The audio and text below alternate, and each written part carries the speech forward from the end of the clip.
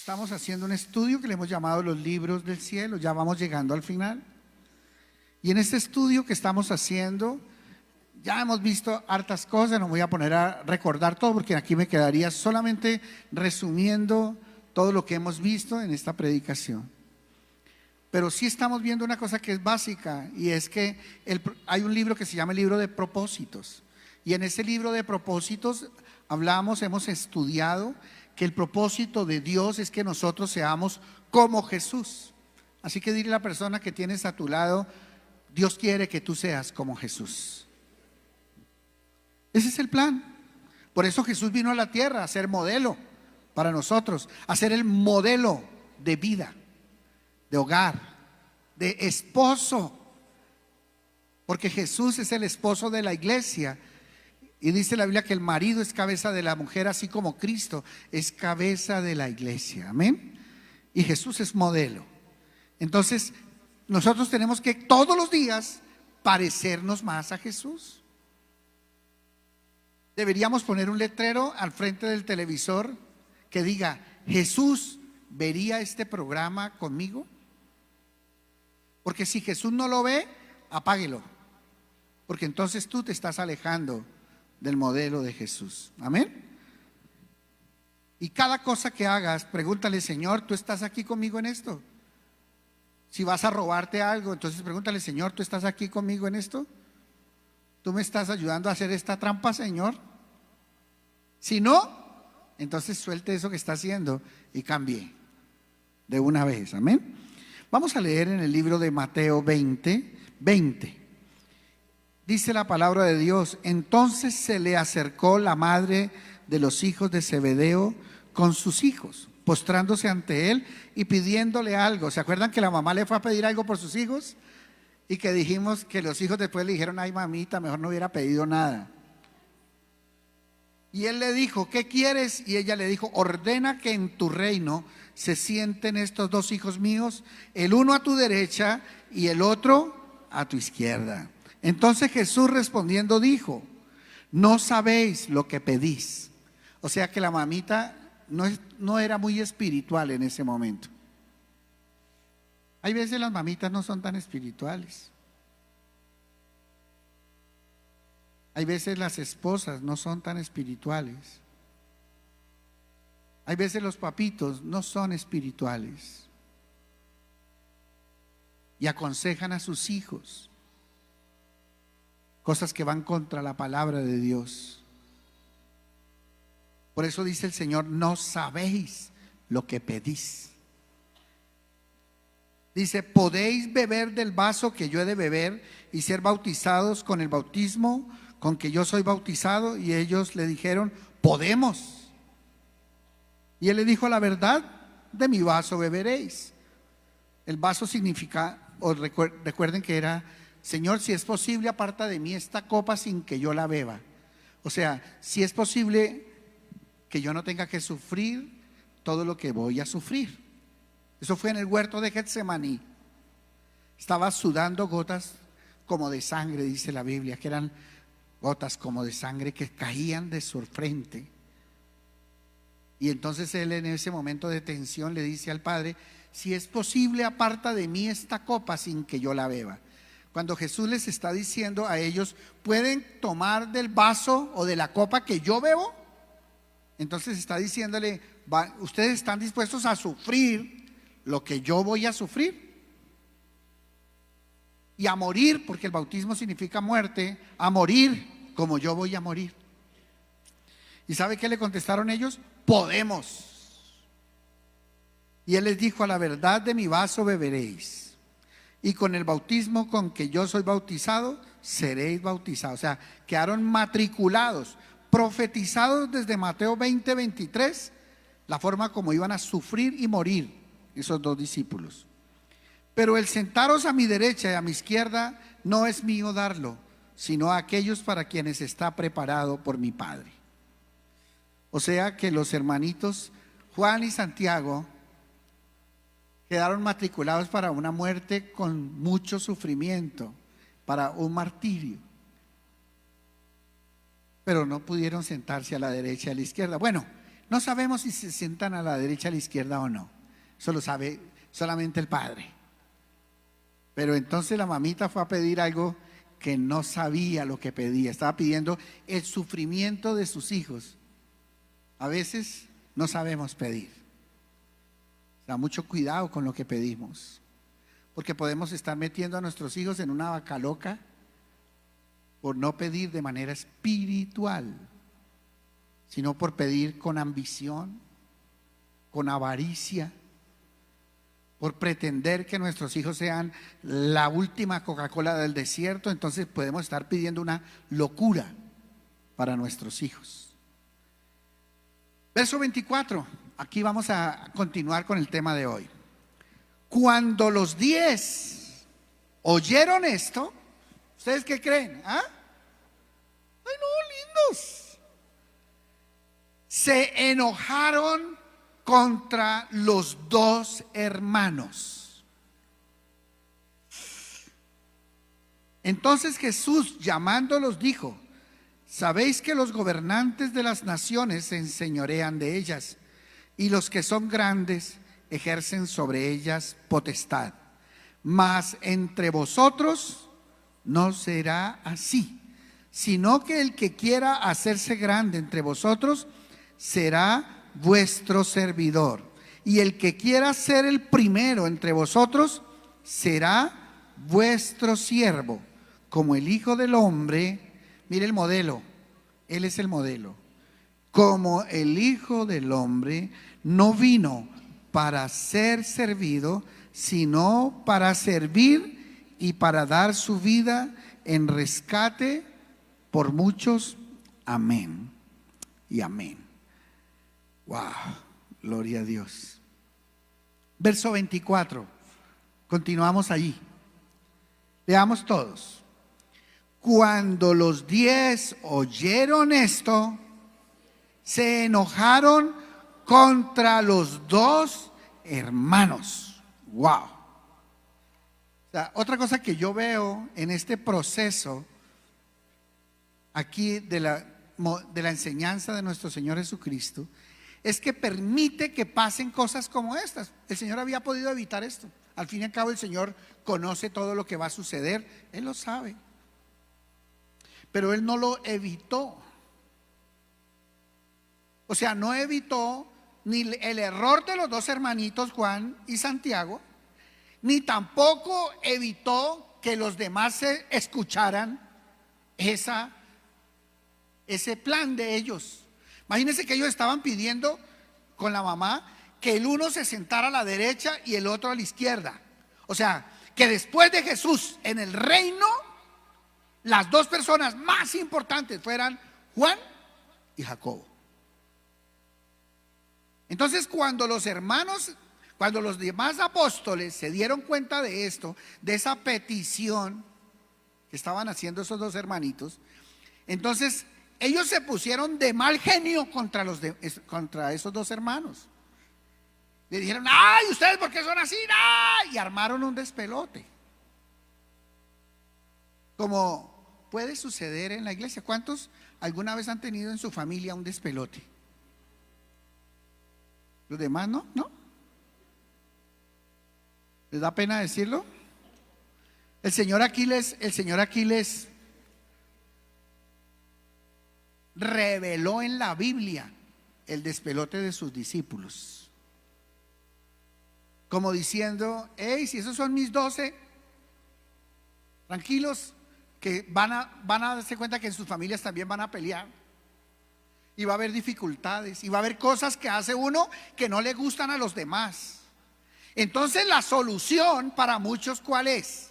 Cuando alguno de los hermanos hace algo que a los demás hermanos no les agrada, o cuando se le nota la garosidad de algún hermano. Porque mire, hay hermanitos que son más garosos que otros.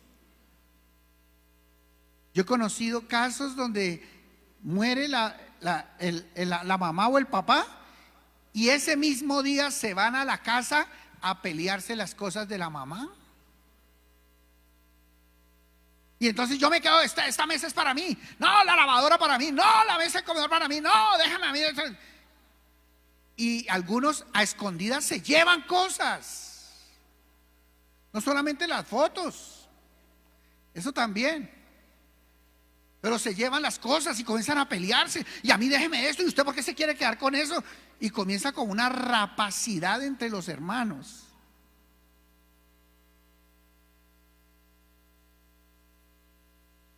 Y esto es lo que estaban pasando acá los muchachos estos, era justamente eso. Cada uno se estaba peleando la herencia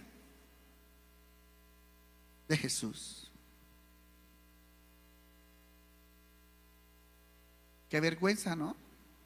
Qué vergüenza ser sorprendido en un acto tan mezquino, tan sucio, como querer quedarnos con las cosas de nuestro Padre y no dejarle a los hermanos lo que les corresponde.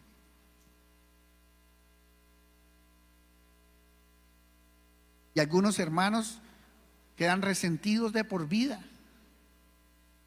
y dicen: cuando mi madre murió, yo recuerdo que mi hermano fue y arrasó, fue y le cambió las guardas a la casa y no nos volvió a dejar entrar.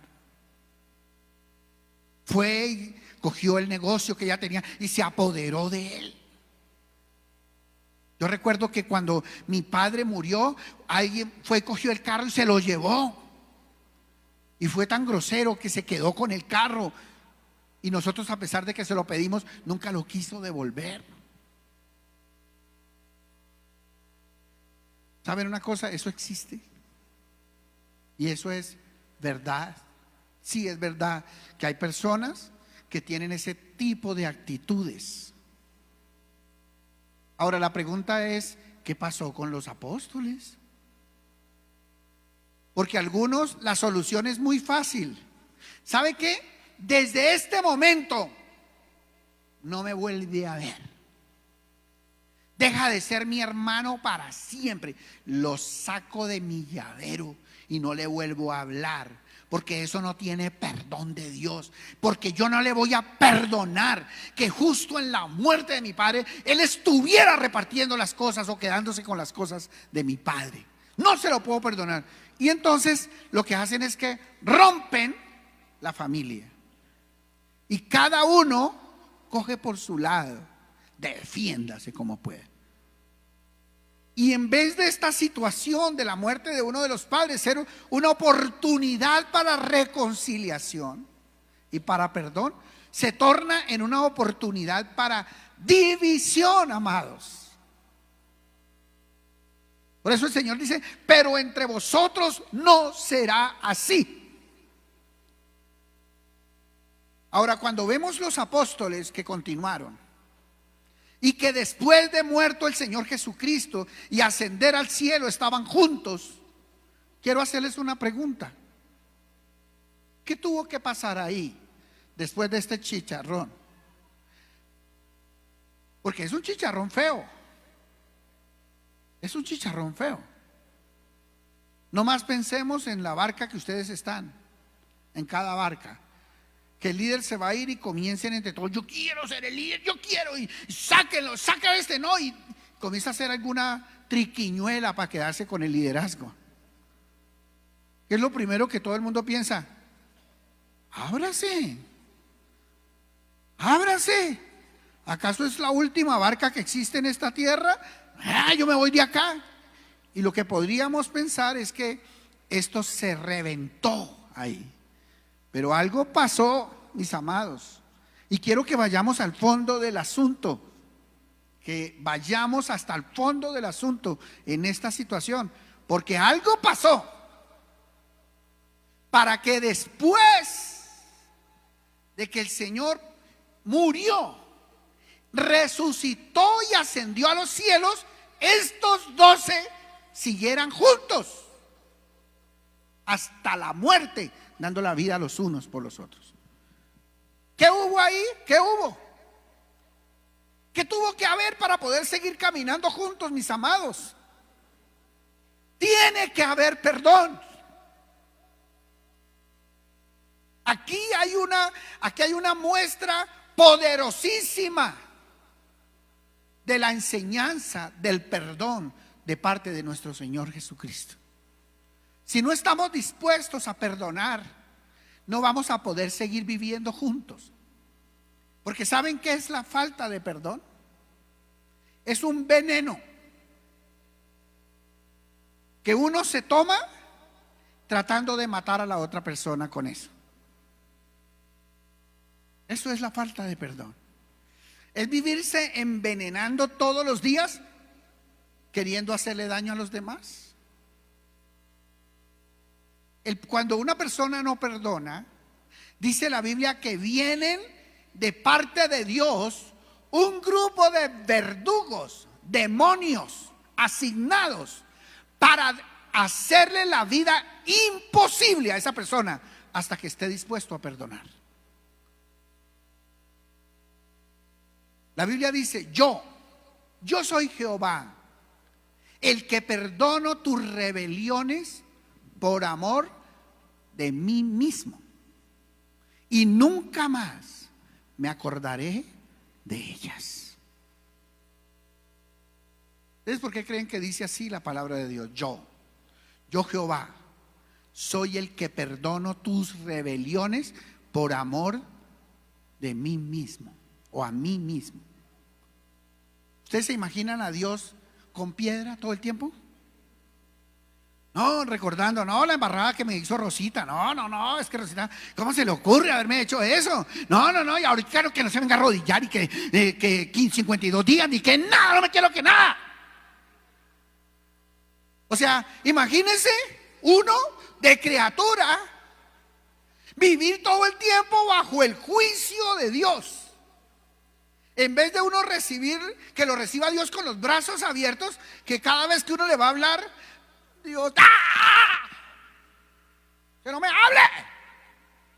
¿Ustedes se imaginan a Dios con piedra contra nosotros? Pero continua piedra. O sea, ¿cuántos de los que estamos aquí hemos ofendido a Dios? Todos le hemos ofendido a Dios. Ahora imagínense a Dios que no nos perdonara.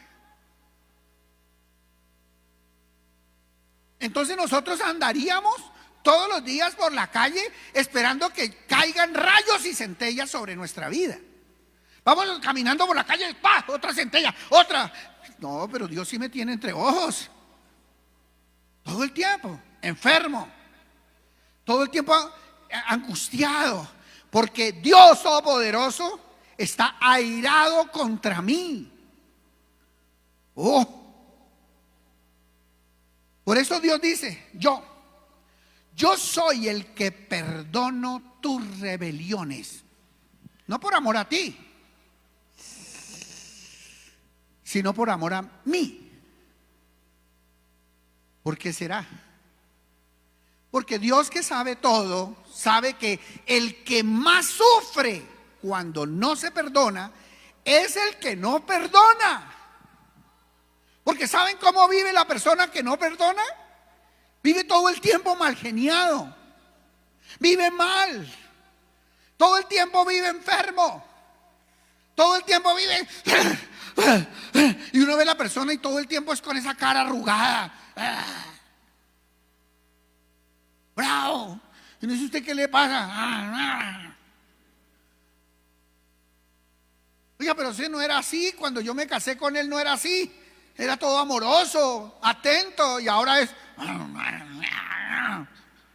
¿qué le debo? ¿Qué le debo? ¿Qué le he hecho yo a esta persona para que me viva todo el tiempo haciendo esa cara? Esa mala cara. Entonces, la persona que no perdona vive amargada. ¿Por qué? Porque lo que Dios hace es que envía demonios de amargura,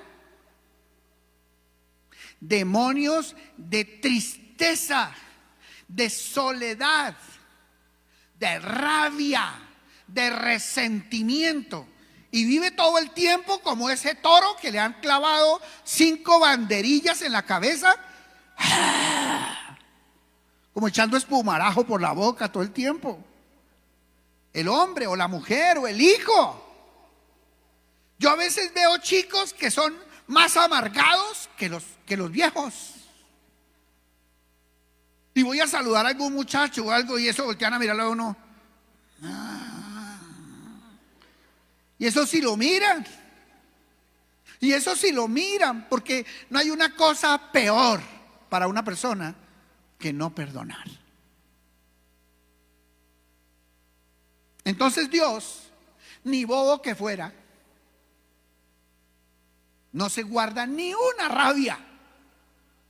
Tanto que Dios dijo: Jesús, quiero que vayas y perdonemos a todos ellos, independientemente que quieran recibir la sangre de Cristo o no, independientemente de que se quieran o no cubrir con la sangre de Cristo. De todas maneras los vamos a perdonar, porque no vamos a andar aquí en el cielo resentidos contra una cantidad de personas. Entonces Dios desde el cielo toma la decisión de perdonar definitivamente a las personas, así las personas no reciban eso. El que recibe el perdón de Dios es salvo, y el que no recibe el perdón de Dios no es salvo.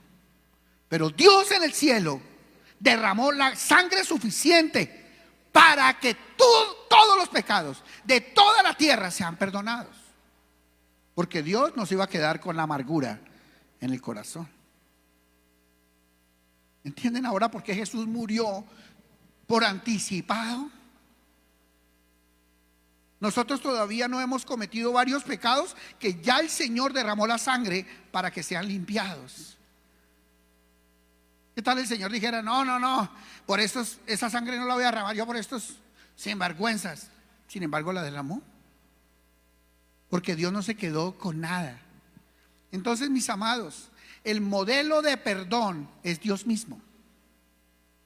El modelo de perdón es Dios mismo. Él mismo no se reservó nada, sino que decidió perdonarnos enviando a su Hijo Jesucristo, una provisión suficiente para el perdón de los pecados de toda la humanidad. Ahora nos toca a nosotros usar eso. Eso quiere decir también, y esto me parece muy importante, que el perdón es unilateral.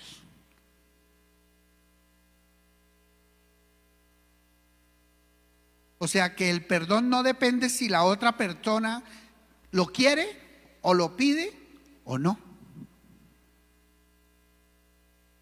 Por eso dice la palabra de Dios: y vosotros orando, perdonad a los que os maldicen, os ultrajan y os hacen daño. Lo que el Señor quiere es que nosotros perdonemos en oración, porque a veces hay personas que la forma de perdonar es una forma de cobrar. Tuvimos una bienvenida a un encuentro, una chica llegó de un encuentro, la mamá venía desde otra ciudad a recibirla, y cuando llegó acá, la niña pasó al frente y todo el mundo esperando sus palabras para su mamá, y ella dice: mamá, y quiero que sepas que te perdoné. Imagínense, no le estaba pidiendo perdón, no, estaba perdonándola. Quiero que sepas que te perdoné por todas las veces que me dejaste sola. Quiero que sepas que te perdoné por todas las cosas malas que hiciste, por preferir tu trabajo que a mí, por no sé cuántas, bla, bla, bla. Y cuando terminó la bienvenida, en vez de estar restauradas, se formó un abismo entre las dos, porque fue peor. Porque mi perdón no se tiene que publicar, porque el perdón se hace de rodillas delante de Dios.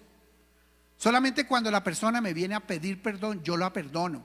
Pero si no, yo no ando diciéndole a todo el mundo: te perdono por mugre, te perdono porque me hiciste la maldad, te perdono por lo ñanga que eres, te perdono por... No. Uno no tiene que hacer eso. Uno tiene que, cuando perdona, uno tiene que arrodillarse delante de Dios y decirle: papá Dios, en el nombre de Jesús de Nazaret, yo decido perdonar a mi tía, a mi tío que me hizo esto, a mi papá por habernos abandonado, a mi mamá por habernos dejado sola, al pastor por no haberme llamado. al que sea, al que sea. Entonces, ¿cómo se perdona? En oración, en oración. Yo no ando publicando mi perdón. Te perdono, papá, por lo mugre que fueres. No, no. Al papá voy y le doy un abrazo. Si el papá me dice, mi hijo, perdóname, claro que sí, papá, ya te perdoné. Porque ya te perdoné, ¿cómo?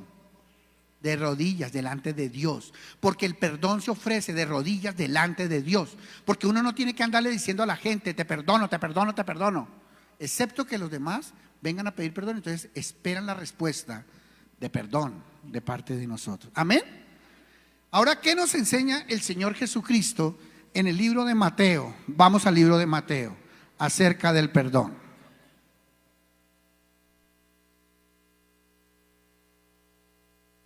Vamos a Mateo capítulo 6. Capítulo 6, verso 9. Leamos todos rápidamente. Vosotros pues oraréis así: Padre nuestro que estás en los cielos. En mi Biblia está en rojo. ¿Qué quiere decir eso? Que son las palabras de nuestro Señor Jesucristo. O sea, todo esto está en rojo.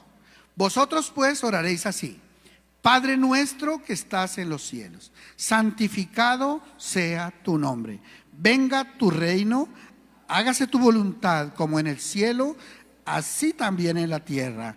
El pan nuestro de cada día, dánoslo hoy. Verso 12.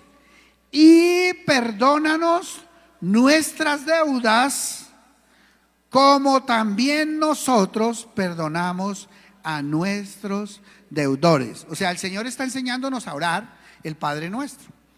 Y dice que nosotros cuando oremos a Papá Dios le digamos: Papá Dios, perdóname mis deudas, mis ofensas, mis pecados. De la misma manera significa así como. Así como, ¿qué significa? De la misma manera.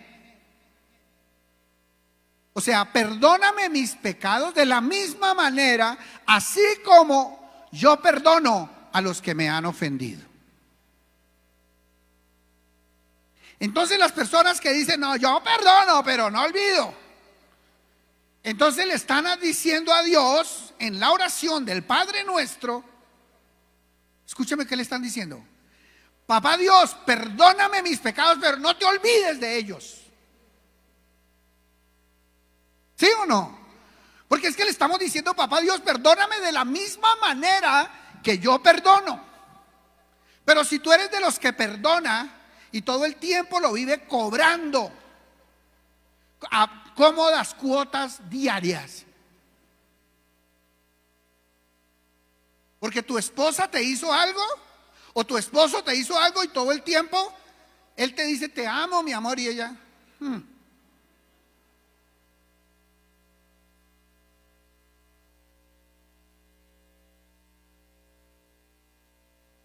o sea, te recibo el cariño y hasta el besito, pero eso de que te amo, ¿acaso se le olvida que usted miró a esa muchacha? ¿Acaso se le olvida que usted fue grosero conmigo? Y ahora sí, ¿quién sabe qué quiere? Porque eso es una forma de cobrar, ¿o no? Claro, claro, claro, como el hijo que te perdono, papá, pero entra al cuarto y tira la puerta, ¡pa! Y con un portazo sigue cobrando a cómodas cuotas diarias. Entonces, realmente el perdón es una decisión. Óigame bien, el perdón es una decisión de no volver a cobrar nunca más esa ofensa o esa deuda. Pensemos en que tú tienes una deuda de 20 millones con el banco y estás pero colgado, no tienes cómo pagar, y comienzas a colgarte y a colgarte, y comienzan a llegarte mensajes de cobro, Y resulta que en el banco hacen de esas ferias, esas fiestas de crédito, y dicen: al que salga en esta balota se le perdona la deuda. Y comienzan y meten la mano y ¡sha! Sale justo la balota de tu crédito, de tu deuda. Entonces el banco dice: la deuda de Carlos Pérez es perdonada. Ya desde este momento Carlos Pérez no le debe nada al banco. Ese hombre salta en una pata, se va feliz. Y le llega y le entregan un certificado que dice: paz y salvo. Por medio de este documento, el banco certifica que Carlos Pérez no le debe nada al banco por ningún concepto. ¡Pah! Con la firma. Entonces Carlos se va con su papelito de perdón, ¿o no? ¿Eso es un perdón o no? Eso es el perdón. O sea, ese documentico es clave.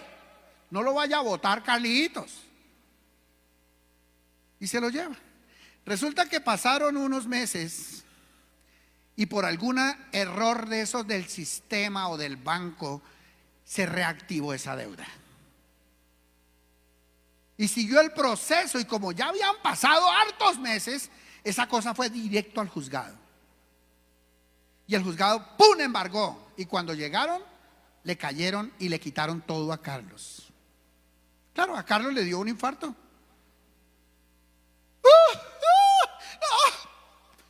Pero no se murió Carlos.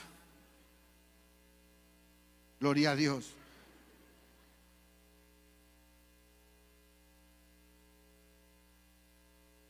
Pregunto a todos los que saben un poquito de este tema: ¿qué puede hacer Carlos contra ese banco por lo que le hizo? Le puede sacar hasta la última risa del presidente del banco. O sea, puede ir a hacer una demanda y quitarle todo lo que más pueda al banco por ese chistecito que hizo el banco. Porque él tiene una carta donde dice que no le debe al banco nada, donde hay un perdón oficial.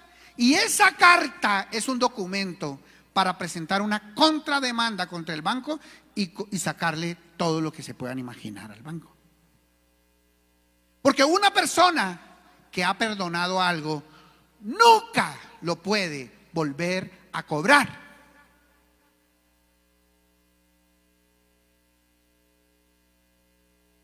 Además le puede sacar lo de la atención médica, lo del problema cardíaco, todo lo que se le generó por ese chistecito del banco.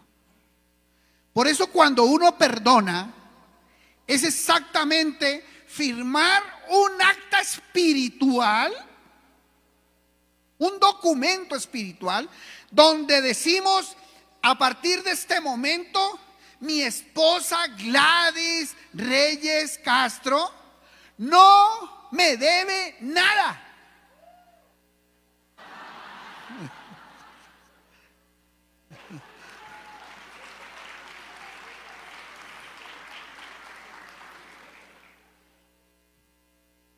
Y así no haya sido dicho en público como lo dije yo hoy,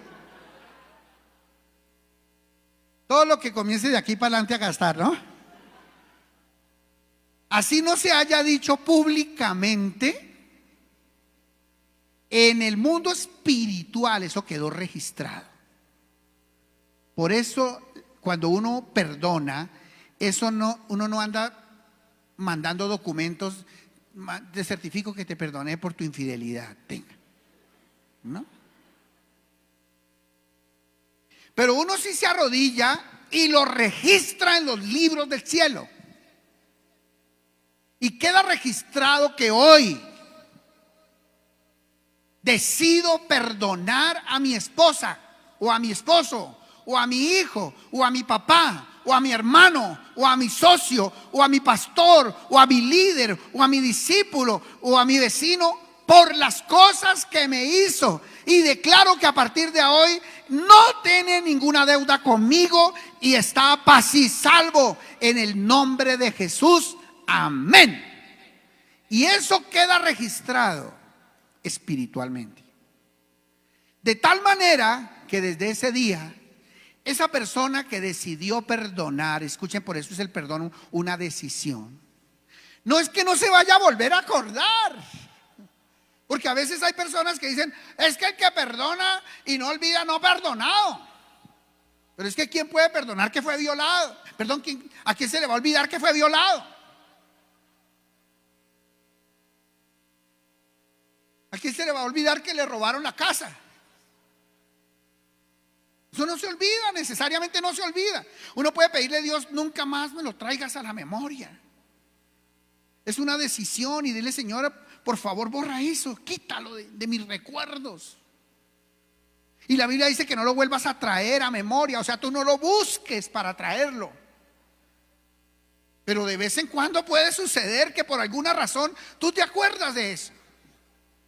Y puede que te acuerdes, pero escúchame, no tienes derecho legal ante Dios de volver a cobrar eso, nunca más, aunque te acuerdes. No, es que esta mañana me acabo de acordar de la embarrada y la infidelidad que tuvo mi marido cuando estábamos recién casados. Y entonces por eso hoy los huevos le van a salir salados a mi marido. Y le está cobrando todavía una cosa que ya perdonó hace muchos años. ¿Saben qué es lo que sucede con eso? Que espiritualmente la persona que ha decidido perdonar y sigue cobrando va a recibir una demanda espiritual contra ella. O sea, Satanás tiene argumentos para dañar y afligir la vida de la persona que ha perdonado, pero sigue cobrando después de perdonar. Acuérdense que él es el enemigo y él está buscando la forma legal a nivel espiritual para hacer daño a los hijos de Dios. Y si un hijo de Dios perdonó algo pero todavía lo sigue cobrando, ese hijo de Dios, escúcheme bien, tiene permiso de parte de Dios para que el diablo lo aflija y le haga daño. Entonces, cuando tú te vuelvas a acordar de las heridas de tus hermanos, de tus seres queridos, de las personas que te han ofendido, sea Maduro, sea Santo, sea el que sea que te haya ofendido, tú no puedes volver a seguirle cobrando toda la vida a él, a tu papá, porque ya lo perdonaste. Ahorita no es que cada vez que te acuerdes digas, ay, como mi papá me había abandonado cuando yo era chiquito, como mi papá nunca vio por nosotros, y con el papá ahí como de alguna manera cobrándole en cómodas cuotas lo que ya le perdonó de rodillas en un encuentro. Ni a tu esposa, ni a tu esposo. Y ya no puedes volver a seguir haciendo esa cara larga por los errores que cometió la persona, porque si tú perdonaste, no puedes volver a cobrar, ni con una palabra, ni con una mirada, ni con un gesto, nada de lo que la persona te hizo. No lo puedes volver a cobrar. El perdón es borrón, borrón total y cuenta nueva. Es volver a comenzar, es dejar atrás las cosas que hicieron daño a nuestra vida y volver a comenzar. Ahora entienden por qué los apóstoles estaban juntos hasta el final. No porque no se acordaron, imagínense que quedó registrado en la Biblia. Cuando Juanito y Jacobito y doña Zebedea se le ocurrió ir a pedir curules en el mundo espiritual. Eso quedó registrado en la Biblia. Pero ellos decidieron nunca, los 12 decidieron nunca volverles a cobrar ni a doña Zebedea, ni a Juan, ni a Jacobo, nunca más esa embarrada, ese error que cometieron. Por eso uno puede vivir hasta el final tomado de la mano de una persona y feliz, aunque hayan cometido errores en el camino los dos. Porque le voy a decir una cosa, no me venga con el cuentico de que no hemos cometido errores, porque entonces nos estemos haciendo más sabios que Dios. Todos hemos pecado y todos nos hemos ofendido muchas veces, todos nos hemos hecho daño mutuamente. Así que cuando decidimos perdonar, no solamente perdonamos porque yo quiero mantener mi relación, sino porque yo también he tenido rabo de paja. Y que si a mí me sacan mis cueritos al sol, yo soy el primero que sale chamuscado en eso. Entonces no digas que no has fallado. Y entiende que todos vamos a fallar, y todavía, por lo que nos queda de vida aquí en la tierra, vamos a seguir fallando en algunas cosas. Pero si queremos ir juntos hasta el final, tenemos que estar dispuestos a perdonar con ese perdón que no vuelve a cobrar nunca más por el resto de la vida. Por eso quiero cerrar con un versículo que está en el libro de Mateo, ahí al final del Padre Nuestro. Pongámonos de pie, por favor. Verso 14, mire el modelo del Señor Jesucristo. Dice: porque, leamos todos, porque si perdonáis a los hombres sus ofensas, os perdonará también a vosotros vuestro Padre Celestial. O sea, es una condición para que Dios nos perdone. Mas, mire el verso 15: mas si no perdonáis a los hombres sus ofensas, tampoco vuestro Padre os perdonará vuestras ofensas. Pregunta: ¿qué pasa si Dios Padre no me perdona mis pecados, mis ofensas? Yo soy borrado del libro de la vida. No entraré al cielo si no soy perdonado por Dios. O sea que una persona que no perdona, Dios tampoco la perdona. O sea que el que no perdona no es salvo. ¿Es claro eso o no? ¿O me lo estoy inventando? Volvamos a ponerlo, por favor, y cerremos con eso. Mas si no perdonáis a los hombres sus ofensas, tampoco vuestro Padre os perdonará vuestras ofensas. ¿Cuántos quieren ser perdonados por Dios de todo lo que hemos hecho en la vida? De verdad, borrados nuestros pecados. Entonces hay una condición, y es que nosotros tenemos que perdonar.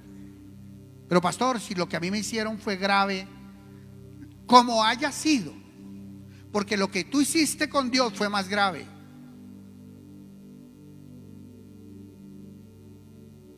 Pero si fui violado, tienes que perdonar.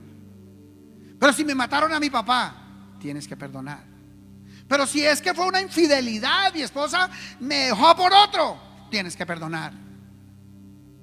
Si tú quieres que Dios, papá, te perdone y puedas entrar al cielo, tienes que perdonar aquí en la tierra. O sea, los amargados no van para el cielo.